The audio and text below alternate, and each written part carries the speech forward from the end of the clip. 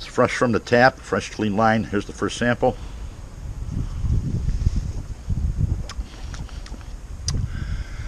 Man,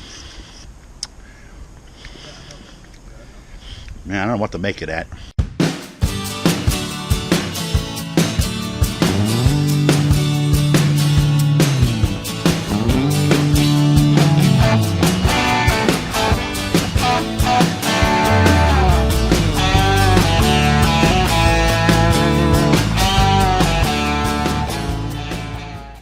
Alright, the IPA, we're going to transfer it, come out to 6%, something like that. I wrote it down somewhere. Going to the keg. What's really funny is the IPA is being transferred before the honey brown here. The honey brown was brewed 2 weeks before the IPA. And this thing is still gurgling, it's still fermenting, so I'm going to let it go to the bitter end there. Let those yeasties clean up all the nasties in there. And it makes for a better beer. Let it finish naturally.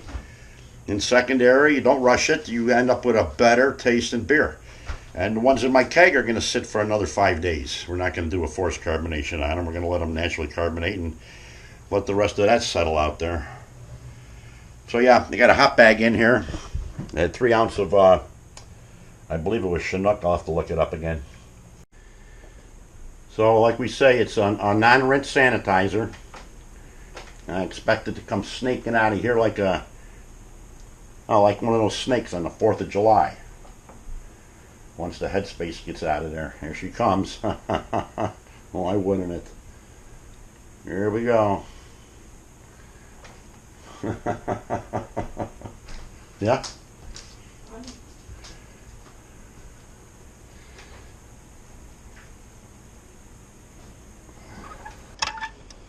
Oh, the ribs. I thought I almost forgot about them. They only been on a couple hours, so they're on a slow cook. 100-degree cook. Actually, the fire's out, so we stir it up a little bit. We love the big green egg because it holds the heat there with the ceramics. You don't own one and you want to cook good food, I suggest you get one. They're not too expensive. They make different types now. A nice ceramic grill. That's all you can say about that. Nice and ceramic. Damper on the bottom here. Open it up a little bit. Damper on the top. Damper. Dampers all over. So yeah, some baby back ribs on here on the grill right now. We'll open the top damper a little bit, let it smoke. Temperature gauge. They actually make them now with the automatic gauges and dampers and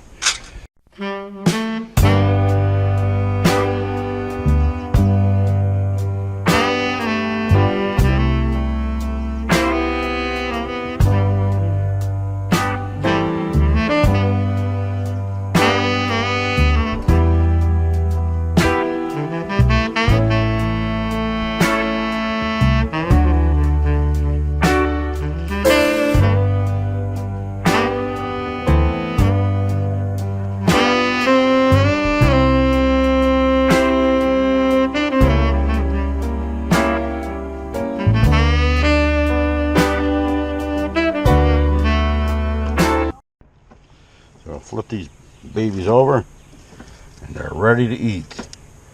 They look a little dark and burnt because of the sauce, but they're good to go. Good to go. So I'll take the corn off the grill. Got corn.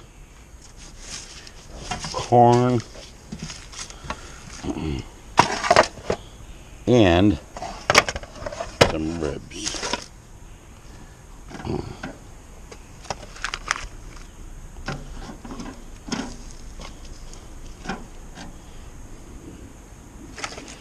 Here we go.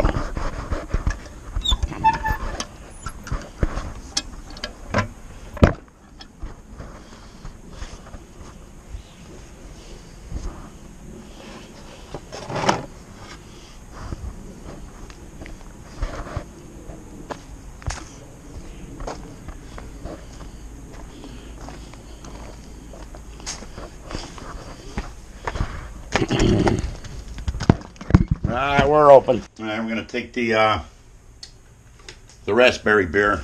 That's in primary. We're going to put it off into secondary here. I had a violent, very violent fermentation on that. I had to put a blow-off tube on it. It went all over the place. It came out of the bubbler. You guys know what I'm talking about. Boy, I should have watched it closer. So yeah, we're going to put this off into secondary down here. And take the bubbler out. The bubbler. So we don't have to suck back, and open her up and let her flow. Let's see what the color looks like for my raspberry. Yeah. Not too bad. So we'll let that fill up into the secondary here.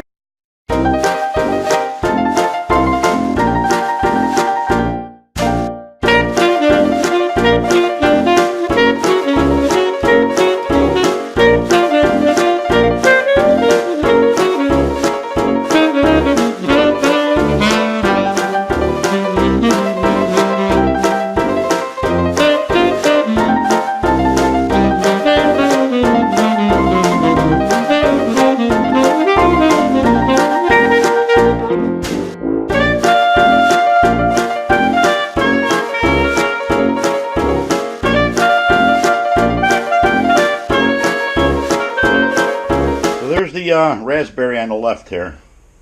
This one in the secondary. It's got a nice little raspberry color to it. It tastes good too. And this is the raspberry mead.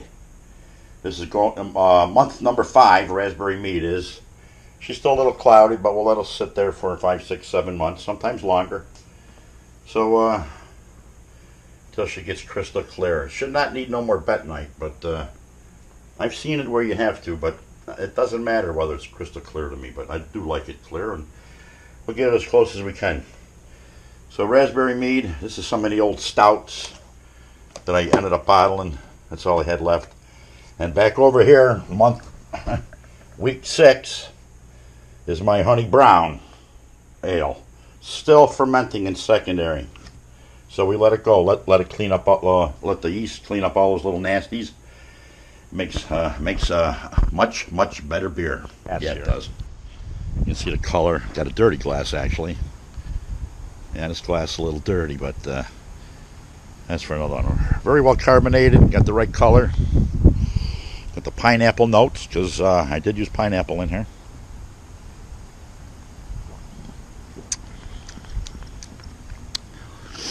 This is not as hoppy as I would have liked it to be. It's a 6%er. Not too bad. Not too bad, though. I'm going to do a sample on a Pendulum Plum here. Pendulum Plum I made in October 4th, 2017 here. It's been sitting in the fridge. Looks like a little bit overcarbonated. We're going to find out. No, it looks nice. You want a taste of this? In a clean glass or dirty glass? That's dirty. So that's clean, I guess. Craft beer, you might not get the full example of that. Bottom, we got some yeast cake in there, really nice, 10-4. Got some sneezers going on in the background here. So it's made with 2-row malt, some caramel 40, some 6-row honey malt, carapiles, white wheat, cara red, flake barley, flaked oats, Irish moss. And some plum puree, of course. We call it the Pendulum Plum. Of course, we're facing the sun. Wasn't even recording myself. Why wouldn't I? I was facing the sun. Little floaties in the bottom. Great carbonation. 3-finger head. Like I say, this has been in there since 10/4/17. That'd be October 4th, 2017. The hops were Warrior and Willamette. 2 ounce in the beginning and 2 ounce of the Willamite at the end. Oh, here's the taste on this one.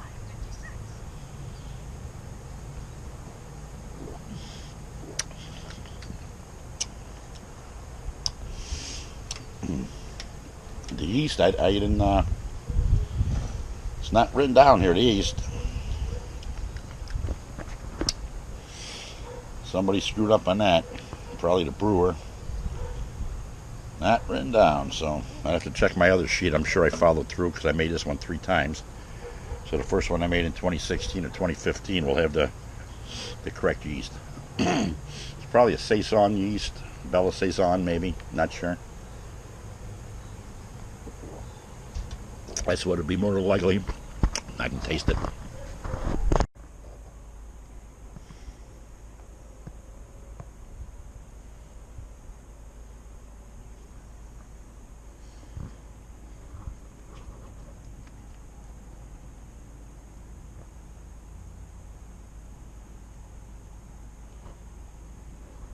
Well, what can you say, Kubota?